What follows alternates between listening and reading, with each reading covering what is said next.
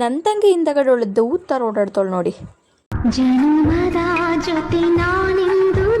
Hi hello ನಮಸ್ತೆ, ನಾನು ನಿಮ್ಮ ಗಗನ. ನಮ್ಮಮ್ಮ ಇವತ್ತು ಬೆಳಗ್ಗೆನೆ ಹಳಸಂದೆ ಕಾಳನ್ನೆಲ್ಲ ಬಿಡಿಸ್ತಾ ಇದ್ರು. ಅಮ್ಮಗೆ ಹೆಲ್ಪ್ ಮಾಡಿ ಗಿಡದಾಗ ಬಿಟ್ಟಿದ್ದು ಹೂವು ಎಲ್ಲ ತುಳಸಿ ಗಿಡಕ್ಕೆ ಬಾಗಿಲಿಗೆಲ್ಲ ಇಟ್ಟು ಅಂಗಡಿ ಕಡೆ ಹೋದೆ. ಯಾಕಂದ್ರೆ ಮೈದಾ ಹಿಟ್ಟು ತಗೋಬರಕ್ಕೆ ಇವತ್ತು ಪೂರಿ ಮಾಡೋಣ ಅಂತ.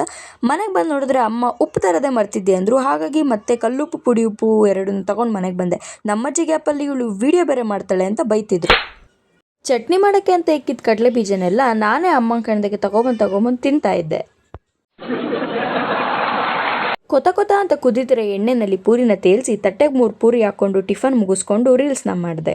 ಯಾರ್ಯಾರಿನ ರೀಲ್ಸ್ನ ನೋಡಿಲ್ಲ ನನ್ನ ಅಕೌಂಟಿಗಲ್ಲಿ ಚೆಕ್ ಮಾಡಿ ಸಿಗುತ್ತೆ. ಆಮೇಲೆ ಮಲ್ಕೊಂಡೆದ್ದು ಮತ್ತೆ 1-2 ಪೂರಿ ಹಾಕ್ಕೊಂಡು ಊಟ ಮಾಡಿ ನಮ್ಮ ಆಂಟಿ ಮನೆ ಕಡೆ ಹೋದೆ. ಅಲ್ಲಿ ಟೀ ಕೊಟ್ಟರು, ಟೀ ಕುಡ್ಕೊಂಡು ಬಂದು ತಲೆಗೆ ಎಣ್ಣೆ ಹಚ್ಕೊಂಡೆ. ನನ್ನ ತಂಗಿ ಹಿಂದಗಡೆ ದೇವು ಥರ ಓಡಾಡ್ತಾಳೆ ನೋಡಿ.